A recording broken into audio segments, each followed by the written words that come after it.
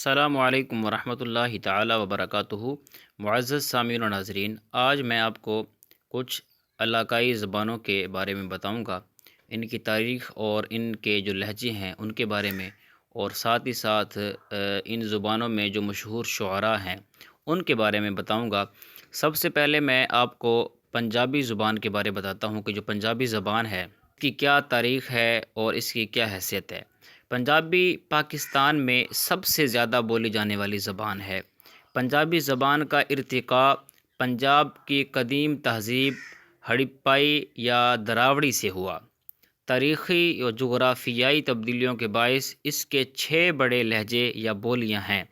Number 1 Majhi, number 2 Pothwari, number 3 Multani, number 4 Chhachhi, number 5 Shahpuri اور number 6 دھنی وغیرہ ہیں۔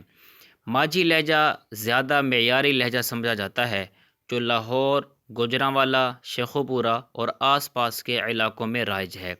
اس زبان میں ادب کا آغاز حضرت بابا فرید الدین گنج شکر سے ہوتا ہے۔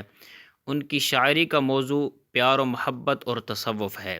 اذان بعد سکھ مذہب کے بانی گرو نانک کا نام آتا ہے۔ 15ویں سے 19ویں صدی کے دوران میں مسلمان صوفی بزرگوں نے پنجابی زبان میں بے مثال تحریریں لکھی ہیں۔ ان میں مقبول صوفی شعراء بابا بلے شاہ رحمۃ اللہ علیہ، شاہ حسین رحمۃ اللہ علیہ، بابا فرید گنج شکر رحمۃ اللہ علیہ، سلطان باہو رحمۃ اللہ علیہ اور خواجہ غلام فرید رحمۃ اللہ علیہ شامل ہیں۔ قصہ گوئی بھی پنجابی ادب کی ایک صنف ہے۔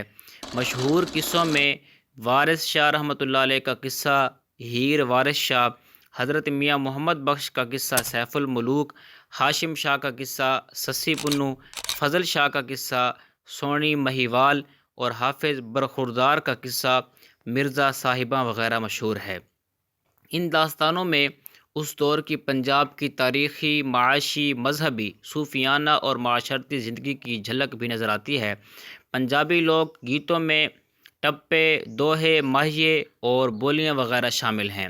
مختلف مواقع پر گائے جانے والے یہ گیت نہ صرف گانے والے کے جذبات کی ترجمانی کرتے ہیں بلکہ ان میں ہماری تہذیب، روایات اور ثقافت کے رنگ بھی جھلکتے ہوئے نظر آتے ہیں۔ یہ پنجابی زبان کے بارے میں ہم نے آپ کو مختصر سا بتایا کہ پنجابی زبان کا مختصر جو پس منظر ہے وہ کیا ہے۔